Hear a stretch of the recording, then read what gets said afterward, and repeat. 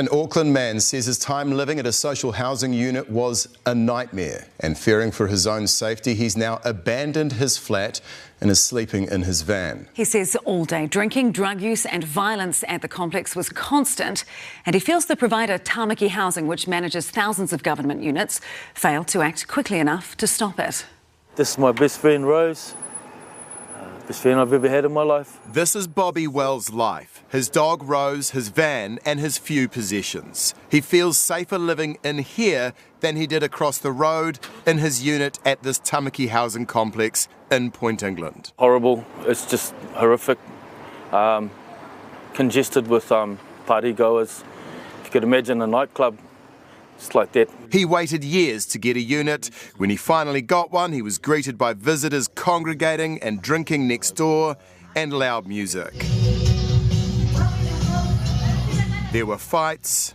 Call yourself my f***ing farmer. You know what? I'd rather smoke crack. The rubbish piled up, parts of the complex were damaged, windows smashed in, prompting call-outs to the police. Doors getting kicked in and yelling and screaming, and then fights breaking out.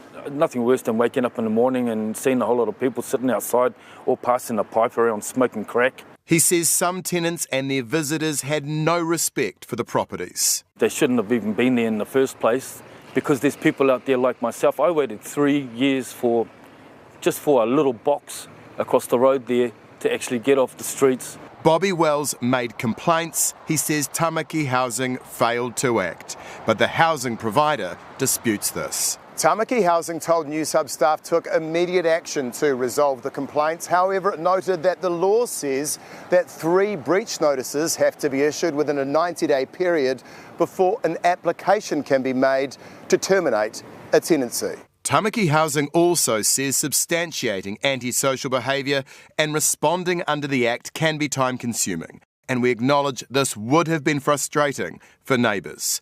2 tenants have since been kicked out, but Bobby Wells says intervention should have happened sooner. They failed doing that, and as a result, I'm back on the street.